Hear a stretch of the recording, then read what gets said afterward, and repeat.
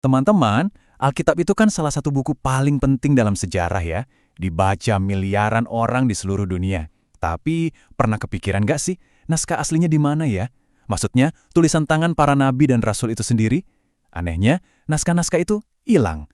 Nah, dalam beberapa menit ke depan, yuk kita coba pecahkan misteri ini bareng-bareng. Nah, ini dia pertanyaan utamanya. Pertanyaan yang jujur aja bisa bikin orang jadi ragu. Gara-gara naskah aslinya hilang, apa berarti Alkitab sekarang jadi nggak bisa dipercaya lagi? Apa ini semacam lubang besar dalam sejarah? Yuk kita cari tahu jawabannya.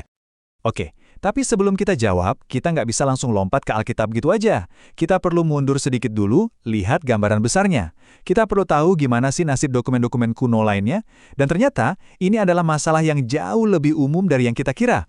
Gini, bagi banyak orang, masalah ini jadi penting banget karena ada keyakinan kalau naskah asli Alkitab itu sempurna kan, diilhami langsung oleh Tuhan.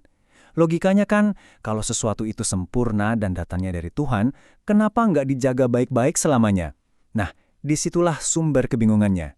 Nah, disinilah cara pandang kita mulai bergeser. Coba deh lihat perbandingan ini. Naskah asli Alkitab memang hilang, betul. Tapi, ternyata naskah asli karya Plato, Homer, dan penulis-penulis kuno lainnya juga hilang. Jadi, kehilangan naskah asli itu ternyata hal yang normal banget buat dokumen yang umurnya udah ribuan tahun. Kalau kita mau meragukan Alkitab karena alasan ini, wah berarti kita juga harus buang hampir semua catatan sejarah kuno dong. Ini nih yang membawa kita ke poin utamanya. Mungkin, jangan-jangan selama ini kita salah fokus. Mungkin yang paling berharga itu bukanlah kertas atau perkamen tempat tulisan itu berada. Dan inilah ide kuncinya. Yang diilhami Tuhan itu bukan fisiknya, bukan kertasnya, tapi kata-katanya.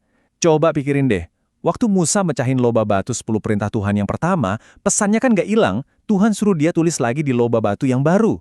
Otoritasnya tetap sama. Kenapa? Ya karena yang penting itu pesannya, bukan batunya. Oke, jadi naskah aslinya memang hilang. Terus, apa dong yang kita punya sekarang? Nah, ini dia bagian yang paling keren. Kita punya sesuatu yang, jujur aja, mungkin lebih baik daripada cuma satu naskah asli yang gampang rusak. Kita emang nggak punya satu naskah asli, tapi kita punya lebih dari 5.800 salinan naskah perjanjian baru. Itu baru yang dalam bahasa Yunani aja loh, coba bayangin. Jumlah ini tuh jauh melampaui karya sastra kuno manapun. Ini tuh ibaratnya kita punya ribuan saksi mata sejarah yang bisa kita bandingkan satu sama lain. Terus diapain ribuan salinan ini sama para ahli? Nah, mereka pakai sebuah ilmu yang namanya kritik teks. Dengar kata kritik, jangan langsung mikir negatif ya. Ini bukan soal nyari-nyari kesalahan. Anggap aja ini kayak kerjaan detektif yang super teliti. Mereka membandingkan semua salinan, melacak perbedaannya. Buat apa? Buat merekonstruksi kata-kata aslinya dengan presisi yang luar biasa tinggi. Dan hasilnya luar biasa. Coba lihat, para ahli itu berhasil merekonstruksi 99% isi perjanjian baru dengan sangat-sangat yakin. 99%, cuma sisa 1% aja yang masih jadi bahan diskusi kecil di antara para sarjana. Dan ini yang paling penting, dari 1% yang diperdebatkan itu, gak ada satupun yang mengubah doktrin utama iman Kristen, sama sekali nggak. Semua ini kalau kita pikir-pikir lagi, jadi nimbulin satu pertanyaan yang menarik soal maksud Tuhan. Sebenarnya dari awal itu, rencananya apa sih? Apa untuk menyimpan satu buku suci di dalam berangkas, dikunci rapat-rapat, atau ada maksud lain? Coba kita lihat deh prosesnya di gereja mula-mula. Begitu sebuah surat atau kitab selesai ditulis, itu nggak disimpan, justru langsung disalin dan disebarin ke gereja-gereja lain. Tujuannya jelas banget, bukan buat nyimpen satu barang antik yang berharga, tapi buat menyebarkan pesannya seluas dan secepat mungkin.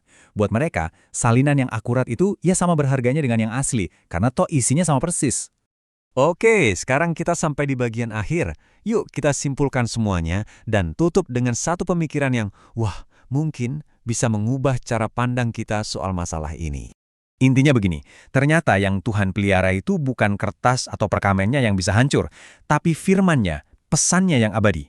Dokumen fisiknya ya wajar hilang dimakan waktu, sama seperti semua dokumen kuno lainnya.